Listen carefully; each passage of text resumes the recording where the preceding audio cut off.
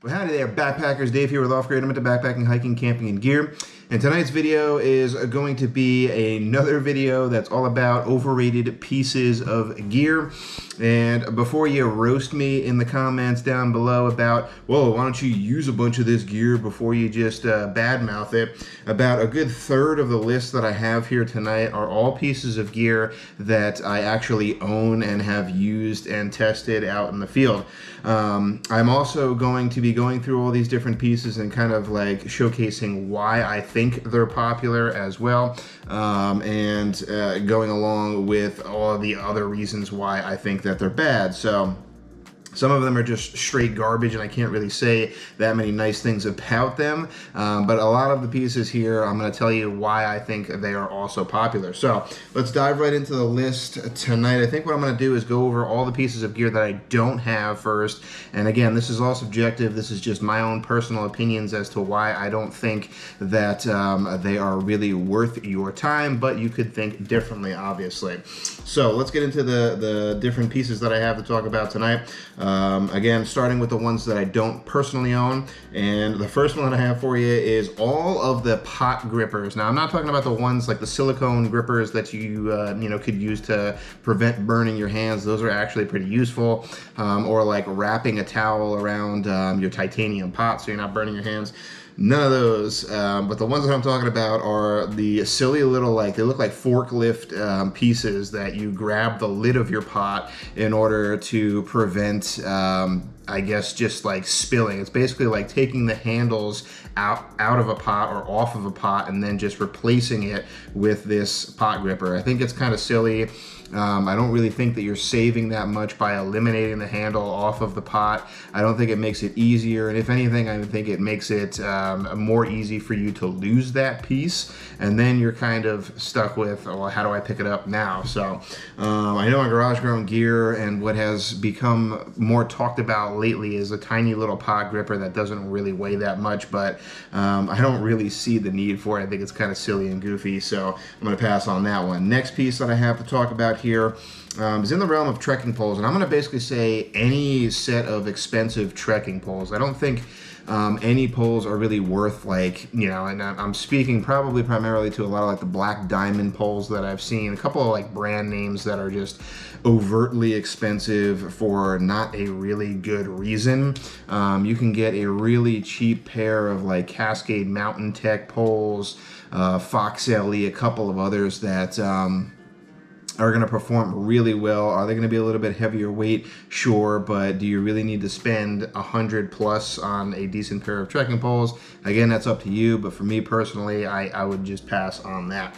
Next piece to talk about is going to be in the realm of a chair. Now, let me go grab mine real quick because I don't have it here with me. Alrighty, but first what I'm going to say is all of the Helinox chairs, they're just another brand name that kind of got blown up and blown out of proportion in my opinion. Got really popular with the Chair Zero. They now have a lot of different offerings. They got a high back offering, a low chair option, but just go with the REI knockoff. REI FlexLite Air chair here, same weight. I actually sat in both of the chairs, and I think that this one is actually more comfortable, but again, that's subjective, and you can get this on sale. I've seen it as low as like 50 bucks, so it's about a third of the price of the Helinox variant there. So get yourself a cheaper chair. Next two are kind of like companies, but I'll explain, I'll dive into it a little bit more. For this first one, basically all of Hyperlite gear, I still don't understand it, I still don't get it. They're not really innovative, and they're charging $400 plus for backpacks, and then, I don't know, $500–600 plus for their tents, and what for? You know what I mean? Like, they're still making stuff out of Dyneema. I don't really see a lot of innovation coming from them. There are diehards in that camp that love all of their gear, and people who tend to pick it up tend to stick with them and continue to use them, but I just don't really understand. And in particular here, it's going to be that cost perspective, right? The price for the entry there. The next one I'll talk about is Not going to be Dan Durston gear, but I'm going to attack again the X-Mid here and kind of trash it again. I don't understand the design. The sloping walls don't really make sense to me and a lot of other people that I talk to.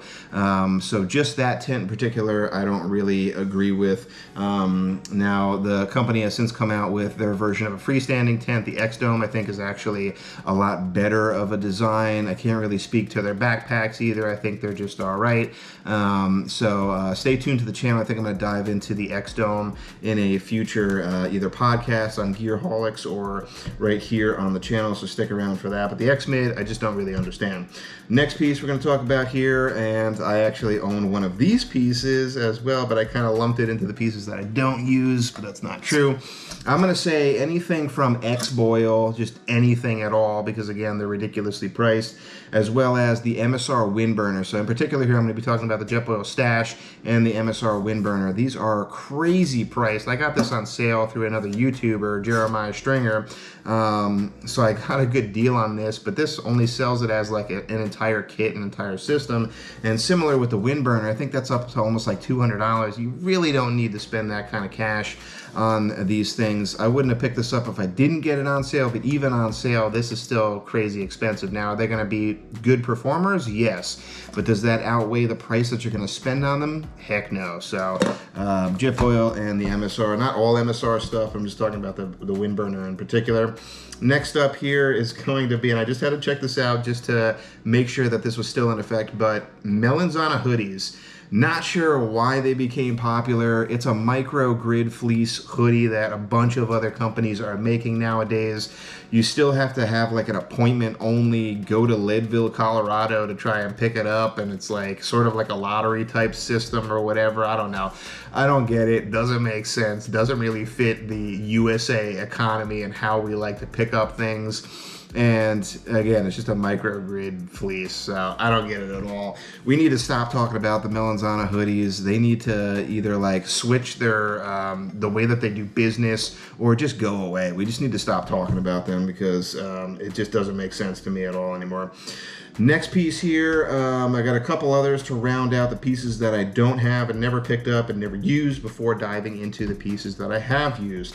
First, I'm going to talk about all of Thermarest pads. Again, crazy expensive. In my opinion, crazy uncomfortable because all of them have that horizontal baffling system. I don't understand that at all, and doesn't really, make sense to me. It's not comfortable for me. I've had a couple other pads that have that horizontal baffle system, and crazy uncomfortable. I just don't get it. I don't understand it. So I wouldn't recommend them. They have some of the greatest warmth to weight ratios still of any pads that are out there, but that means nothing if you're not getting a comfortable night's sleep. So forget about their pads, in my opinion.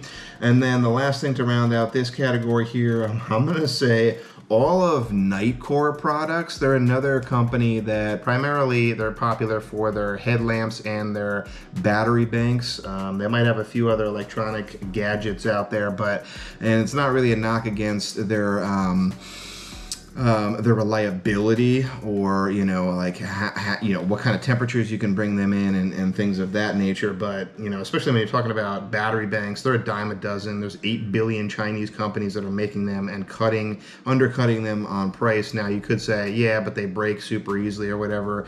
That hasn't been the case for me. I found them to be a little bit more reliable, but I could see how that can kind of get thrown in there. But you're talking about something that's like at least 5 times the price of anything else that you're getting.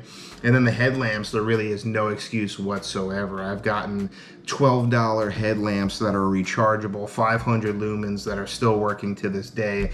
So why the NU25 became super popular, I don't really understand it. All right, so that's going to be all the pieces that I've never owned and just don't understand.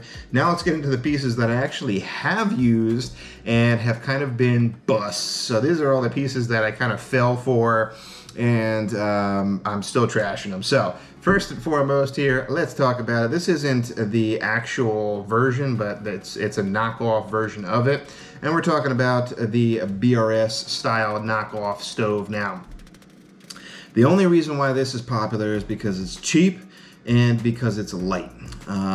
Outside of that, horrible stove.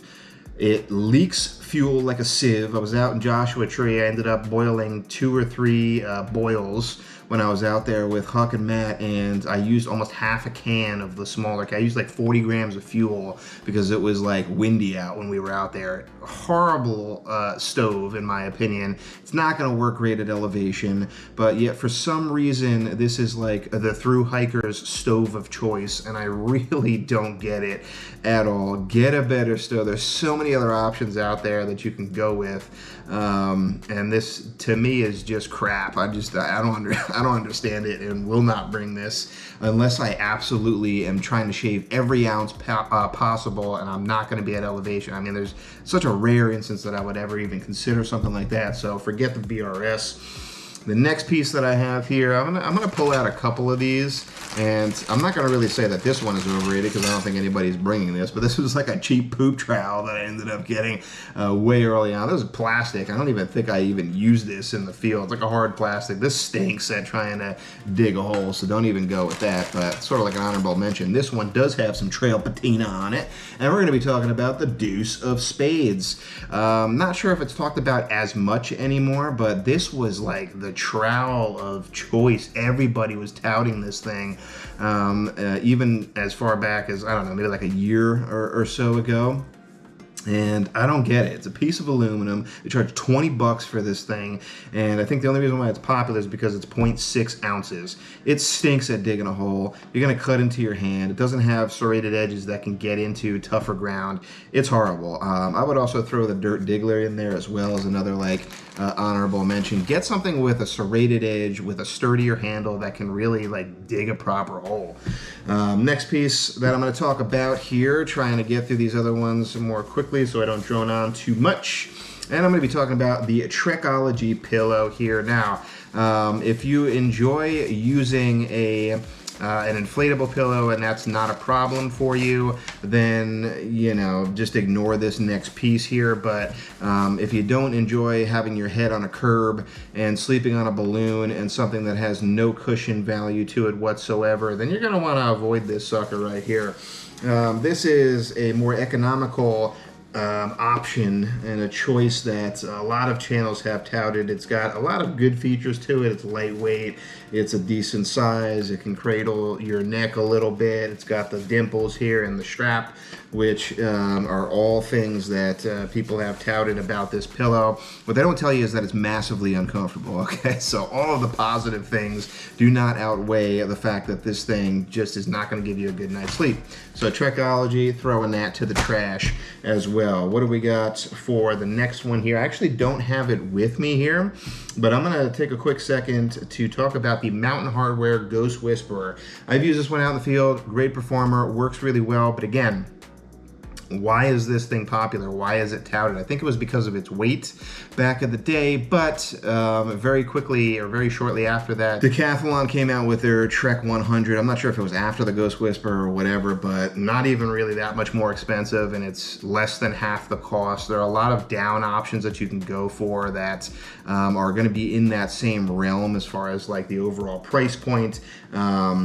I like the Mountain Hardwear Ghost Whisperer. I'll still use it because I already got it and I got it on sale, but I wouldn't necessarily recommend it, and I don't understand why it's so popular based on the price point. It is a warm jacket, it works, but there are a lot of cheaper options out there now that you can go for as well. So that one is going to be overrated in my opinion. And the last one I'll talk about real quick here are these things right here. Unpaste toothpaste tabs. I don't know why we need to take toothpaste and put it into a little smashed down powdered tab here. But if you ever tried to use these things in order to brush your teeth, it's sort of like chomping on a chalky tablet and brushing your teeth with that. A miserable experience in my opinion. I got a bunch of these now. I'll only take these out if I'm going like super ultra light, and the only benefit to these is that you can measure out exactly what you need, so you're not bringing extra toothpaste or whatever. But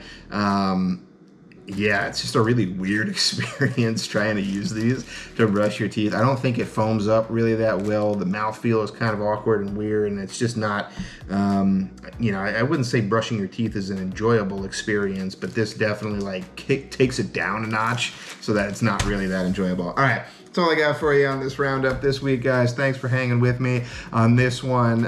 Go ahead, roast me in the comments. Let me know why I'm wrong, or let me know why I'm right, because I always love the positive comments as well. Let me know your pieces of overrated gear, things that other channels are touting, or things that you're seeing that are super popular that you just don't understand, down in the comments down below. But yeah, that's it. Thanks for watching. Remember, if you headed off grid, make sure you do your research and you make it a safe one, and I'll catch you on the next one. Just don't get it, y'all. Why are these things popular? Just don't get it.